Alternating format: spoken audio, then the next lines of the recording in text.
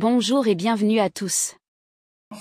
Le réel problème politique guinéen, comment le résoudre? Ou le réel politique, le réel vrai, donc le vrai politique, le vrai, donc le vrai fond, le réel fond politique guinéen, alors, et sa solution, n'est-ce pas? Voilà, donc c'est ça mon thème d'information. Ça veut dire quoi? Je vais essayer tout simplement de parler de ce problème-là et comment il faut le résoudre, cher compteur guinéen, n'est-ce pas? Alors, c'est un peu le thème est beaucoup plus politique, hein, c'est vrai. Alors, dans le vrai sens, mais voilà, je ferai, disons, de telle sorte que vous puissiez me comprendre très clairement, cher compteur guinéen. C'est normal, je vous dis bien, le problème politique, c'est vrai, parce que on a un véritable problème politique en Guinée. Alors, quand il y a un problème, il faut le comprendre. Si nous voulons résoudre un problème, alors il faut d'abord le comprendre, n'est-ce pas? Une fois que le problème est compris, alors, bon voilà, il y a la possibilité, effectivement, de trouver des voies et moyens pour résoudre. Mais il faut d'abord comprendre. Quand on ne comprend pas, on ne peut pas résoudre. Ça, c'est clair et net. C'est comme quand vous donnez, en fait, votre véhicule à un mécanicien. N'est-ce pas? Et quand vous allez voir votre mécanicien, vous dites, par exemple, vous dites le problème. Ah non, mais écoutez, mon véhicule ne démarre pas ce matin. Quand vous dites, là, vous signalez quelque chose qui ne va pas dans le véhicule, et le mécanicien, qui sûrement a l'expérience, dira, bon, écoutez, bon voilà, donnez le véhicule, il va essayer de voir, il va résoudre. Mais d'abord, il doit comprendre. Il vous demandera, qu'est-ce qui ne va pas avec votre véhicule? Ah, ça ne démarre pas ce matin. N'est-ce pas? Alors, c'est la même chose. Pour le problème politique guinéen, c'est vrai, nous battons depuis toujours, nous communiquons, nous dénonçons, etc., etc. Mais je crois que ce point est très important. Il faut finalement de la maturité aussi de la part des Guinéens, une véritable maturité politique, comprendre réellement le problème, parce que mon but, comme beaucoup d'autres personnes, il faut informer les citoyens guinéens. Parce qu'on a l'État, le pouvoir guinéen, l'État, avec tous ses appareils, utilise ses privilèges pour désinformer les citoyens. Et ce qui est très grave. Voilà pourquoi, chers compteurs guinéens, nous devons insister sur ce point, informer réellement les citoyens, donner la bonne information. C'est quoi le problème guinéen et pourquoi ce n'est pas encore résolu? Et comment il faut le résoudre, chers compteurs guinéens? N'est-ce pas? Très bien. Alors, je commence cela, voilà, par l'actualité. Et c'est vrai, on a Mamadi Doumbouya, finalement, qui se voile plus la face, c'est vrai, qui est un peu déchaîné, n'est-ce pas? Alors, on comprend directement le choix, n'est-ce pas, son choix. Donc, il a finalement opté pour un choix, c'est vrai. Alors, on a, par exemple, les membres du FNDC, cette plateforme politique qui sont actuellement arrêtés, Foneke Mangay et Mamadou Bilo, qui sont actuellement arrêtés, et d'autres, hein, finalement. Alors, je disais hier, avant-hier, que ce n'est pas étonnant. Donc, c'était en tenant compte de l'option de Mamadi Doumbouya. Donc, il a fait un choix, et ce choix, donc, mène directement à ces formes de comportement politique. Donc, ce n'est pas étonnant, n'est-ce pas, cher compteur guinéen? C'est quand même dommage, c'est dommage. Alors, pourquoi je dis que c'est dommage? Parce que, franchement, écoutez, nous sommes dans une transition. Alors, cette transition, finalement, on peut dire que ce n'est plus une transition. Parce que quand on parle de transition, c'est toujours d'un point, je dirais, de comportement politique médiocre vers un autre point de comportement politique beaucoup plus amélioré. N'est-ce pas? Je prends par exemple, il y a eu des transitions, disons, au niveau, en fait, je dirais, général, pour ceux qui ont suivi ça, dans les écoles, par exemple, on parle de la transition du féodalisme vers le capitalisme, non? N'est-ce pas? Il y a un changement ou de la transition disons, du socialisme vers la démocratie. Oui, il y a toujours, vous voyez, des étapes. N'est-ce pas? Et c'est dommage que nous, chez nous, en Guinée, on parle de la transition. Cette transition, moi je dis, il ne faut pas l'appeler transition. Et une transition qui, c'est pas possible, une transition qui quitte d'un état, d'un stade totalement médiocre vers un autre état, vers un autre stade médiocre, d'ailleurs pire, vous comprenez, ce n'est pas la transition. La transition, on doit quitter d'un point médiocre, d'un point bas, vers un point beaucoup plus haut. N'est-ce pas? Beaucoup plus compréhensible. Un point confus vers un point donc beaucoup plus transparent. C'est ça la transition. Mais ce qui se passe actuellement en Guinée, ça, ce n'est pas la transition. C'est clair. N'est-ce pas? Je dis bien c'est dommage. C'est dommage parce que quand on parle de l'État, Quand on parle de l'État, l'État, comme définition, c'est une forme d'organisation. Non, je me limite là. C'est une forme d'organisation, l'État.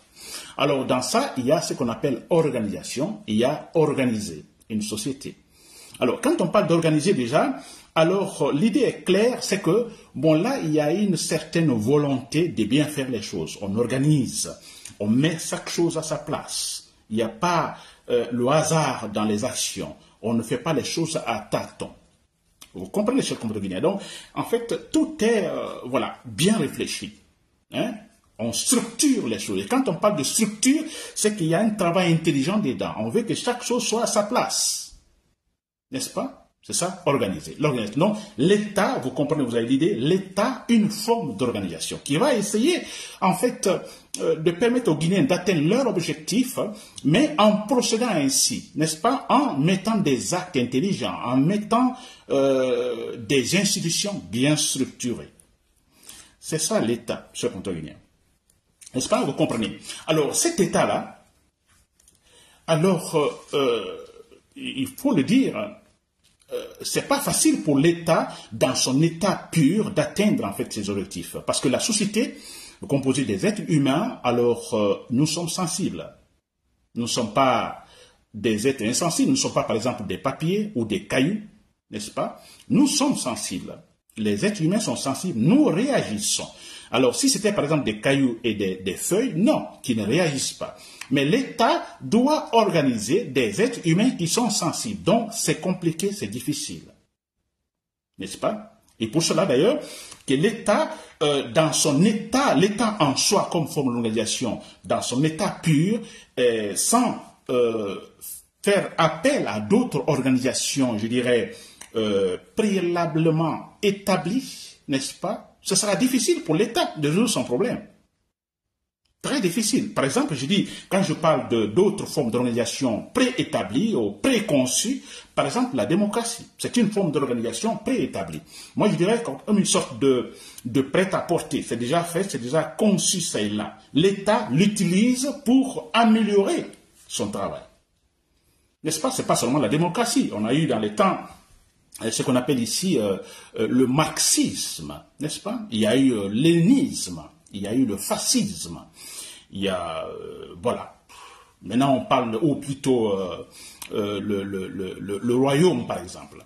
Hein? Ce sont des formes d'organisation, moi je dirais, préconçues, n'est-ce pas? Et l'État va les utiliser pour finalement, en fait, atteindre ses objectifs, très clairement. Vous voyez? Alors, je donne un exemple, hein, une sorte de figuration, une figure que je vais donner. Par exemple, nous prenons le téléphone. Je prends mon téléphone. Je prends par exemple un téléphone, hein, cette tablette, n'est-ce pas? Alors, je me fixe un objectif en utilisant cette tablette, disons, de télécharger de la musique, n'est-ce pas? Cette tablette, le smartphone. Je dois télécharger de la musique. Mais ce téléphone, cette tablette en soi, ne peut pas télécharger de la musique, n'est-ce pas?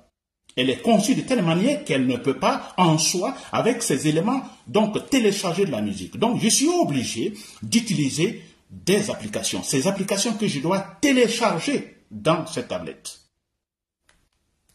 Quand je télécharge ces applications, alors je pourrais, par exemple, télécharger de la musique. Vous comprenez, cher compatriotes guinéens? Voilà, c'est un peu cela. Donc, il peut arriver, finalement, que l'application téléchargée dans mon téléphone pour télécharger de la musique, que en fait ça ne fonctionne pas. Ça ne fonctionne pas, soit parce que l'application, je ne sais pas l'utiliser, je ne la comprends pas bien, vous comprenez, ça c'est un, ou soit l'application elle est bonne, mais donc dans mon téléphone, il faut un travail donc préalable. C'est-à-dire un problème de place. Il n'y a pas assez de place, donc il faut des fichiers, il y a des fichiers inutiles qu'il faut en fait supprimer pour que mon application, l'application que je place pour télécharger de la musique puisse fonctionner réellement. Je ne sais pas si vous me suivez, s'il vous plaît. Vous voyez? Alors, voilà, ce sont des options. Donc, l'application ne fonctionne pas parce que je ne la comprends pas. Donc, je dois demander sûrement l'aide pour qu'on m'explique bien, n'est-ce pas? Et une fois qu'on m'explique bien, voilà, je peux faire ce que je veux. Ou bien, l'application, elle fonctionne bien, mais le problème avec mon téléphone, la tablette, il n'y a pas assez de place. N'est-ce pas? Donc, il faut supprimer des fichiers pour que je puisse avoir la place et télécharger l'application. N'est-ce pas? Voilà. Ou l'application, elle n'est pas bonne du tout. Oui, elle n'est pas bonne, c'est-à-dire que je comprends mieux donc la technique qu'il faut pour télécharger une application. Je comprends mieux mon téléphone que, voilà, problème de place, je peux supprimer celui-ci. Mais c'est que l'application ne fonctionne pas là. Je change l'application, je cherche une autre application. N'est-ce pas? C'est un peu comme ça l'État, chers compatriotes guinéens.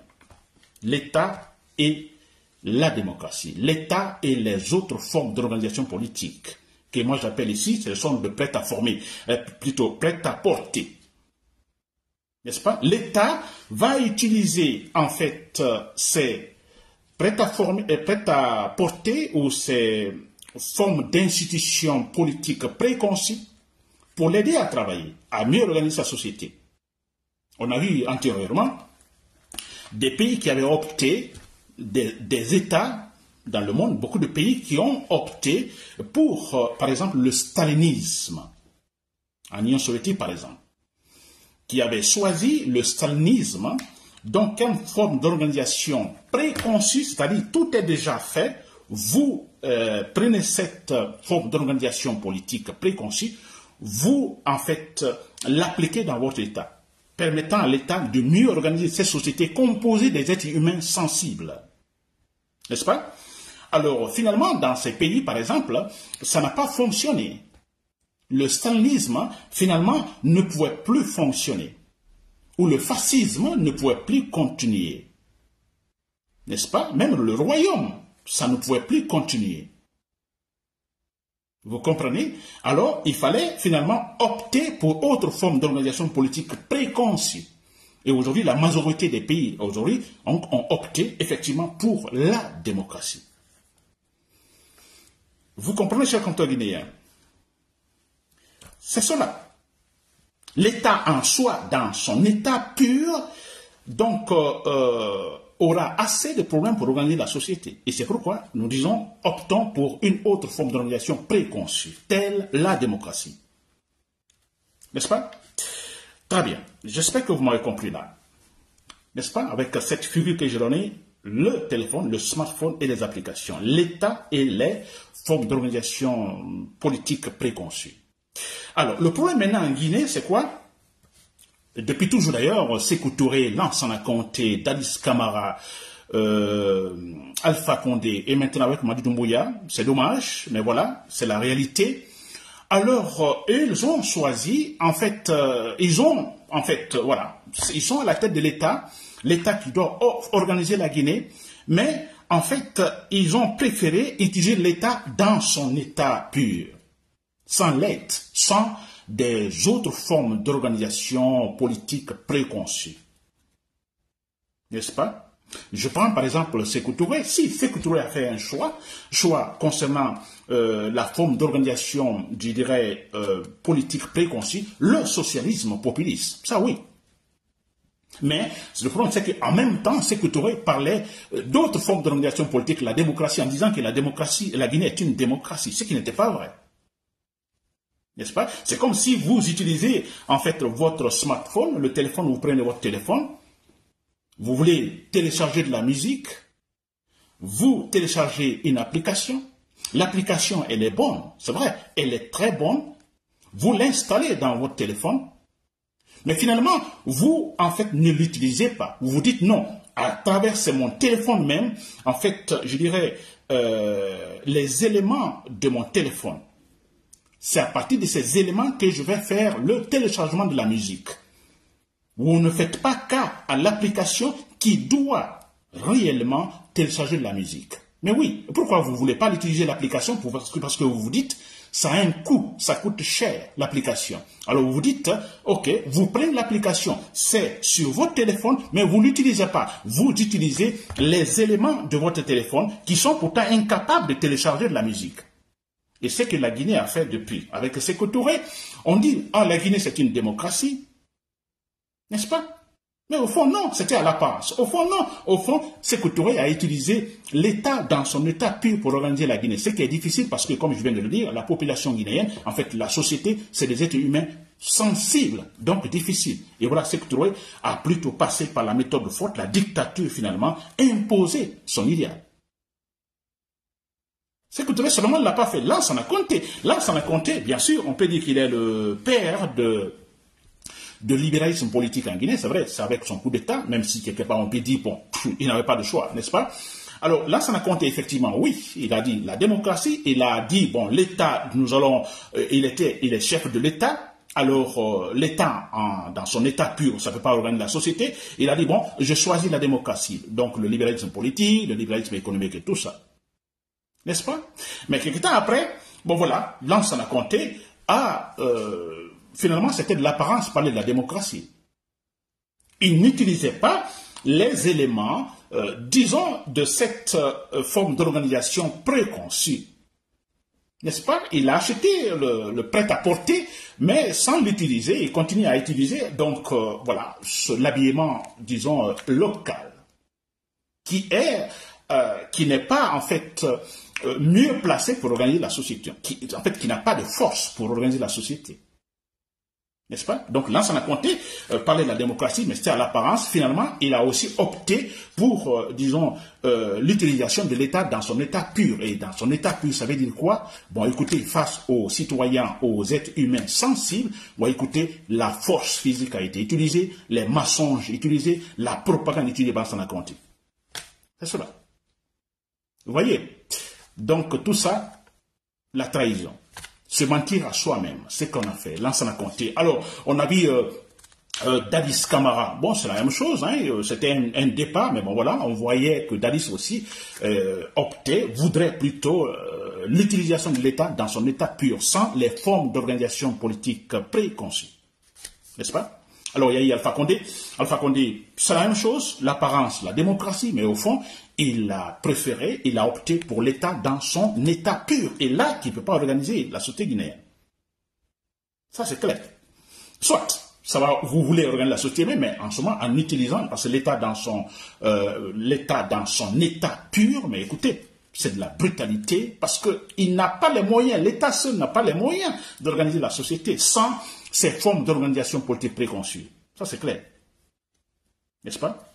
Bon, voilà. Et Mamadi Doumbouya, voilà. Malheureusement, lui qui vient d'arriver, alors, voilà, nous constatons très clairement, mais ça, c'est clair, ça ne se cache même pas, ça se voit tout de suite, il opte pour l'État, pour organiser la société guinéenne avec l'État, donc l'État dans son état pur, sans, en fait, l'aide des formes d'organisation politique préconçues. Hein, nous nous battons actuellement pour que Mamadi Doumbouya opte pour une forme d'organisation politique, c'est-à-dire la démocratie, pour pouvoir mieux organiser la société guinéenne. Mais non, malheureusement, vous voyez, 3 années déjà, presque 3 années, bon voilà, il y a un refus. Donc, nous voyons Mamadi Doumbouya, l'idéal, c'est utiliser cette forme donc de gouvernance, appeler l'État dans son état pur, cher couple guinéen. Ce qui crée des problèmes. Alors, les conséquences, c'est quoi, Mamadi Doumbouya? Maintenant, nous voyons comme il opte, ça c'est clair. On ne peut pas dire qu'il veut, il se prépare pour, disons, adopter, par exemple, une structure politique préconçue. La démocratie, par exemple, non. Presque 3 années, aucun acte n'est placé pour atteindre cet objectif-là. Aucun. D'abord, la Constitution, par exemple, ils disent à tout moment que la Constitution a été élaborée, mais jusque maintenant, absolument rien. Et là, c'est fondamental, la Constitution. Donc, rien ne nous montre ici qu'il veut effectivement une application, n'est-ce pas, pour notre téléphone capable de télécharger de la musique. Non, Il veut plutôt compter sur son téléphone pour télécharger son téléphone qui va télécharger de la musique sans les applications. Et le téléphone en soi n'est pas capable de télécharger de la musique. La Guinée en soi, l'état politique guinéen en soi ne peut pas résoudre le problème guinéen. N'est-ce pas? Alors, qu'est-ce qu'il opte finalement? Pourquoi? Pour effectivement la non-conviction, c'est-à-dire il va diriger la Guinée sans convaincre les Guinéens, sans aucune conviction. Et là, les conséquences, vous savez. Alors, il est question d'abord d'utiliser des mensonges, c'est cela, des mensonges, de la propagande, de la démagogie, l'orgueil aidant, vous comprenez, de la force physique. Oui, c'est vrai. Et non la conviction, c'est-à-dire convaincre les Guinéens. Alors, convaincre les Guinéens, ça signifie quoi? Bon, on a voilà, une bonne majorité des Guinéens qui s'asseyent autour de la table, qui essayent de voir le problème, comprendre le problème, essayer tout simplement de travailler sur des points de différence et finalement trouver un point commun et travailler. Non, ce n'est pas ça. Et finalement, qu'est-ce qui se passe, cher Moutouria? Ce qui est très grave, regrettable, c'est vrai, c'est que Mamadou Doumbouya, voilà, pour ce complexe d'infériorité, parce que là, il faut le dire, que je l'ai dit depuis le départ, il y a un problème de complexe d'infériorité chez tous ces présidents guinéens. Alors, quand je parle de complexe d'infériorité, c'est quoi? Alors, avoir le complexe d'infériorité, c'est que vous avez, il y a ce sentiment de se sentir inférieur face à certaines situations. N'est-ce pas? Alors, un président, comme on parle de président, un président qui a le complexe d'infériorité, alors, il ne veut pas de critiques, il ne veut pas qu'on signale ses points faibles, n'est-ce pas? Il veut toujours rester dans ce degré, le plus haut degré, je dirais, parlant de l'administration, le plus haut degré de la considération humaine. Parce qu'en Guinée, par exemple, quand quelqu'un est ministre et président, bon Dieu, il se voit différent, il n'est plus comme les autres. C'est fini, même s'il n'est plus ministre, donc il est déjà à la retraite. Ça me rappelle un professeur de philosophie en Guinée qui me disait cela. Actuellement, il est professeur de philosophie dans une université à Chicago, professeur de philosophie africaine à Chicago, n'est-ce pas? Je ne vais pas citer son nom. Alors, il était en Guinée à un moment donné, au temps de Lansana Conté, il est arrivé, il travaillait au ministère de l'Éducation. N'est-ce pas? Il était bien placé au ministère de l'Éducation. Mais c'est quelqu'un qui pourrait facilement être ministre, parce qu'il est il est très bien formé quand même. N'est-ce pas? Alors il me disait, moi je le disais, parce que moi en ce moment je venais de terminer les études, je faisais mon stage donc à travers des différents ministères à Conakry, n'est-ce pas? C'est lui qui me guidait, vous comprenez? Alors moi je disais, monsieur Dao, mais j'ai déjà cité son nom. Alors je disais, mais écoutez, pourtant vous pouvez être ministre, vous avez de très bonnes idées. N'est-ce pas? L'expérience américaine, voilà tout ça. Alors, il me disait, Nabi, non, écoutez, je ne veux pas être ministre. Vous comprenez? Il dit, non, je ne veux pas être ministre. Parce que, écoutez, quand tu es ministre tout à l'heure, tu n'es plus ministre, tu es comme à la retraite. Vous voyez ce complexe d'infériorité de la part d'un professeur universitaire qui a bien étudié, mais qui a ce complexe. Il se dit, être ministre, quelques temps après, il n'est plus ministre. Alors, il dit, mais écoutez, je serai comme à la retraite. Mais pourquoi à la retraite, monsieur? Vous étiez professeur avant d'être ministre, mais retournez dans les universités, donner des cours. Pourquoi la retraite, s'il vous plaît? N'est-ce pas? Donc, je disais que le complexe d'infériorité, de Mamadi Doumbouya, par exemple, de tous ces chefs d'État que nous avons connus, alors ils vont utiliser l'État et tous ses appareils pour soigner ce problème de complexe d'infériorité. Uniquement cela. Pour soigner ce problème de complexe d'infériorité. Je vous l'assure, c'est ça le problème fondamental. Le monsieur s'est vu président de la République, mais il se dit, mais pourquoi je vais respecter des principes et perdre ce pouvoir? Dégringoler jusqu'à un stade, vous comprenez, au stade de mes subordonnés, ceux qui étaient mes subordonnés. Vous voyez, il y a ce complexe, je vous assure, d'infériorité. Et ça, c'est le grand problème. Quand je parlais tout à l'heure du problème, dans mon thème, le problème fondamental, mais c'est cela, je vous assure. Le complexe d'infériorité. Je suis déjà président, j'ai atteint le haut niveau, disons, de la considération humaine, parlant de la politique, vous voyez, l'échelon, ou de la hiérarchie, par exemple. Alors, j'ai atteint là, mais écoutez, pourquoi je vais quitter? C'est le problème. Sékou Touré a eu ce même complexe donc d'infériorité. Il est resté jusqu'à sa mort. Il ne pouvait pas, Sékou Touré ne pouvait pas imaginer voilà, qu'un jour arrive, un de ces jours arrive, il n'est plus président de la République. Il a la retraite, disons, voilà. Non, il ne pouvait pas supporter. Non, jamais. C'est un complexe d'infériorité. Lansana Conté, la même chose. Il ne pouvait pas supporter. Il a plutôt préféré, n'est-ce pas, alors se contredire, c'est vrai, même si on l'a dit, il est l'initiateur de la démocratie libérale en Guinée, mais oui, à un moment donné, frappé par ce complexe d'infériorité, il a préféré retoucher la Constitution, faire une Constitution sur mesure pour pouvoir se maintenir là, sauver son complexe d'infériorité. Il est resté, il est mort. N'est-ce pas? Alors, on a eu Dadis Camara, la même chose, j'ai dit l'autre fois, Dadis Camara, la même chose. Si Dadis Camara n'avait pas ce problème de complexe d'infériorité, franchement, je me dis, non, il n'aurait pas connu ce qui lui est arrivé, mais c'est vrai. Jamais. Sékouba Konaté, la transition, oui. Sékouba Konaté, on dira, il a laissé le pouvoir, n'est-ce pas? Mais Sékouba Konaté n'avait pas de choix. Il n'avait pas le choix. Il devait laisser le pouvoir. Bien sûr, il y a eu des propositions de la part des organisations internationales, mais Sékouba Konaté n'avait pas le choix. Après ce qui venait de se passer avec Dadis Camara, il n'avait pas le choix. Il ne pouvait pas oser dire je vais garder le pouvoir. Il était obligé d'accepter les propositions des organisations internationales pour laisser le pouvoir. N'est-ce pas? Et Alpha Condé, la même chose. Alpha Condé, alors, très d'ailleurs, lui, beaucoup d'ailleurs, parce que lui c'était un faux, toute sa personnalité alors résulte de la fausseté Alpha Condé, alors lui c'était encore plus grave, n'est-ce pas? Alors le complexe d'infériorité, il ne pouvait pas en aucun cas imaginer, il a plutôt préféré donner des discours de guerre en disant les Peuls, vous êtes des étrangers en Guinée pendant les campagnes. Vous voyez? Tellement il veut soigner son complexe d'infériorité, rester au pouvoir quand même, toujours. Et voilà pour ce qu'il a conditionné à revoir la Constitution pour se maintenir au pouvoir. Et puis voilà comment il est parti. N'est-ce pas, Cheikh Motoguinien?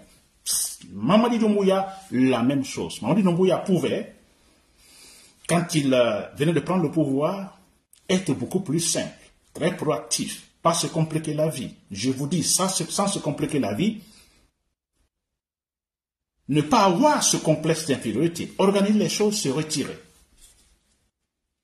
Non, finalement, il ne l'a pas accepté, ce complexe d'infériorité aidant, voilà ce qui va continuer, lui aussi, il va se battre en utilisant tous les appareils de l'État, toutes les institutions de l'État pour soigner son complexe d'infériorité. S'il faut, il va tuer, il va massacrer les citoyens. Tout ça pourquoi? Pour soigner son complexe d'infériorité, chers compatriotes guinéens. Arrêtons d'être complexés, chers compatriotes guinéens. Ça ne nous arrange pas. C'était Nabil Kamara depuis Bruxelles, mais quand je dis complexe d'infériorité, quelle est la solution? Quelle solution? Le problème est signalé. Quelle est la solution? La solution, là, je ne vais pas être long là-dessus parce que je le dis à tout moment. Que faut-il faire face à un président qui souffre d'un complexe d'infériorité? Que faut-il faire face à un président qui utilise tous les appareils de l'État pour seulement sauver son complexe d'infériorité? Que faut-il faire, chers compatriotes guinéens? Vous avez sûrement votre réponse. Moi, ma réponse est très claire et je vous le dis, on n'a pas besoin d'aller s'asseoir dans une classe de sciences politiques pour le dire, le prévoir et l'expliquer rationnellement. Parce qu'on ne peut pas le convaincre, Mamadi Doumbouya. On ne peut pas le convaincre, dire, bon, comment? Lansana Conté, on ne peut pas le convaincre. Il a préféré rester jusqu'à sa mort. N'est-ce pas? Dadis Camara, la même chose. Sékouba Konaté, la même chose. Alpha Condé, la même chose. Alpha Condé, que voulez-vous? Pensez-vous qu'Alpha Condé, en le proposant avant la proposition de son troisième mandat, n'est-ce pas? La préparation de son troisième mandat, en disant, bon, monsieur Alpha Condé, bon, écoutez, nous vous garantissons, en fait, voilà, un après-présidence, je dirais, beaucoup plus, je dirais, sécurisé financièrement, n'est-ce pas? Alors, pensez-vous qu'il aura accepté? Non! Il y a le complexe d'infériorité, il ne veut pas se voir diminuer. Pour lui, ne plus être président, c'est se voir diminuer. N'est-ce pas? Mais c'est cela.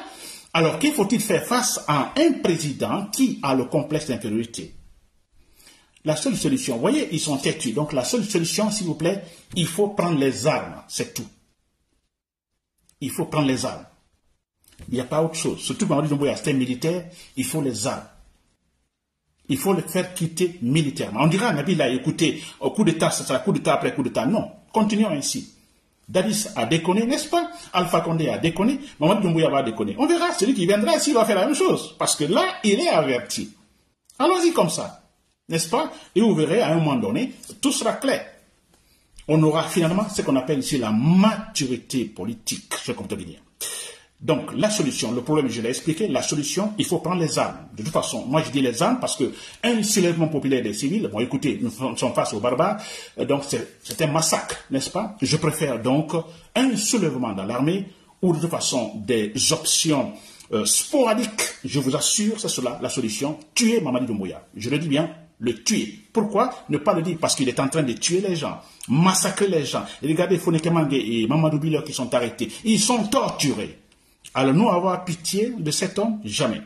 N'oubliez pas de vous abonner et d'activer la cloche de notification pour rester informé de nos prochaines vidéos. Restez à l'écoute pour les développements passionnants à venir.